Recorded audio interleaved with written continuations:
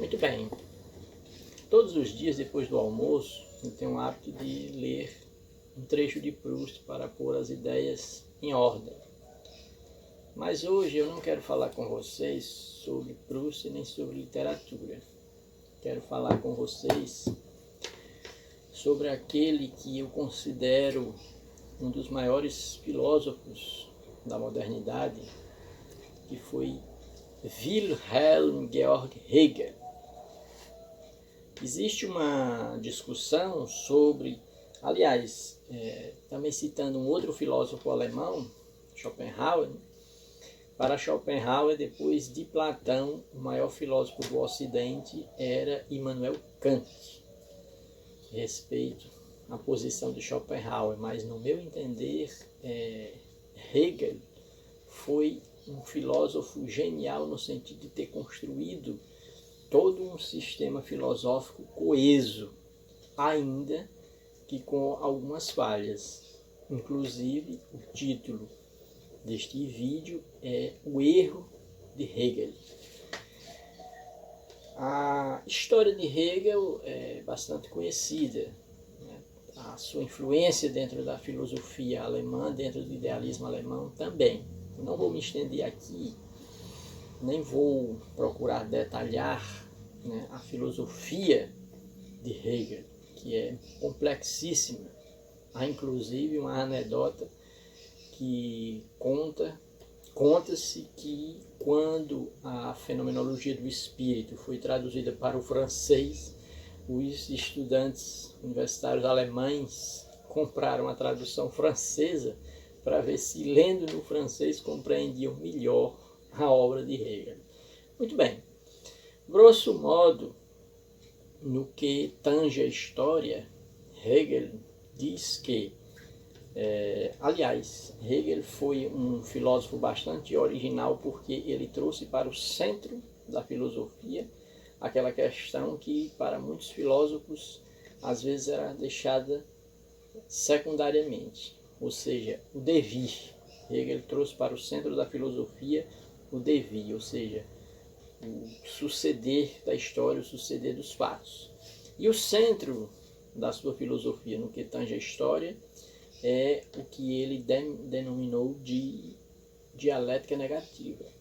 O que seria essa dialética, né? A história avança ao longo do tempo como se daria esse avanço conforme Hegel? Há um fato, um outro fato se lhe opõe, e um terceiro fato se lhe opõe àqueles dois anteriores numa forma de síntese. Então, assim, a história evoluiu ao longo da história. E, conforme Hegel, né, o espírito avançaria ao longo da história, marchando rumo à sua plenitude absoluta e à sua concretude absoluta.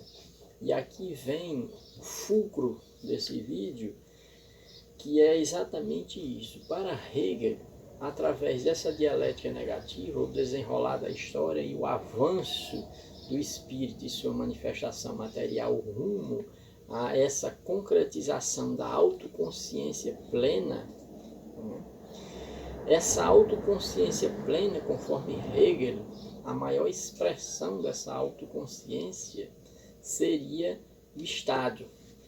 Ou seja, conforme Hegel, a autoconsciência se manifestaria em sua plenitude quando as individualidades se dissolvessem no Estado. E o Estado seria a manifestação suprema do absoluto da autoconsciência, ou seja, do espírito.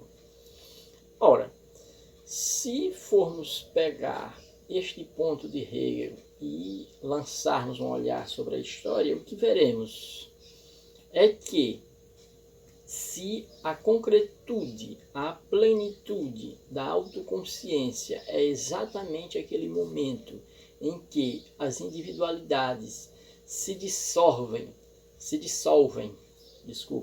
na figura do Estado, o que é que veremos?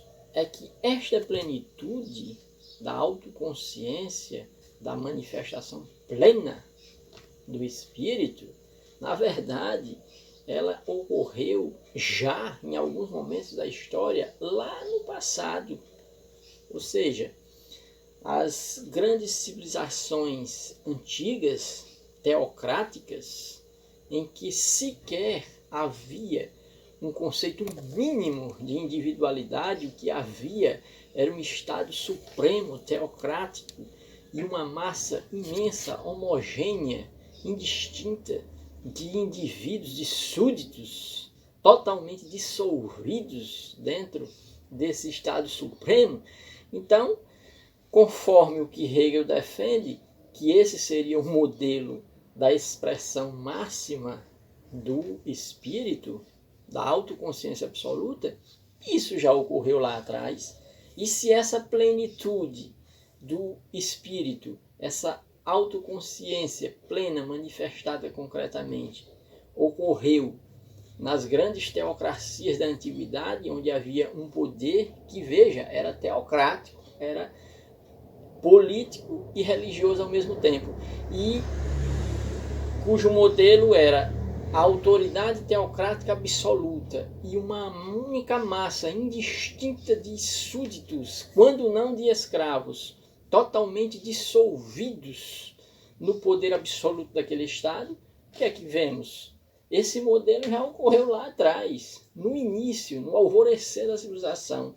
Ora, se ele já ocorreu lá atrás, aí vemos a grande contradição do sistema hegeliano, ou seja, se esse modelo que Hegel defende, que seria o final, a plenitude, o desenrolar da história para atingir esse modelo já ocorreu lá atrás, então há uma contradição, porque nesse sentido essa constatação entra em contradição com a dialética hegeliana. Se a perfeição já está lá atrás, não tinha por que haver todo um desenrolar, um devir dialético para se atingir o que já está lá no começo. O que nós vemos na realidade, os estudiosos, os filósofos, os historiadores, é que com o devir da história, com o desenrolar da história, os indivíduos foram adquirindo mais e mais autoconsciência da sua individualidade. E não, com o desenrolar da história, esses indivíduos foram mais e mais apagando a sua individualidade. Não. Houve exatamente um processo contrário.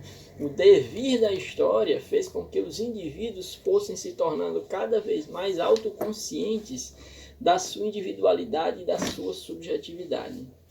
Pois bem, era isso que eu queria falar para vocês, num vídeo bastante simples, porque o pensamento de Hegel é muito complexo. Eu espero que, com o meu exemplo trivial e simples, vocês tenham compreendido a ideia que eu quis passar. E curtam o vídeo, se inscrevam no canal para receber informações, notícias sobre vídeos novos. E até a próxima aventura intelectual.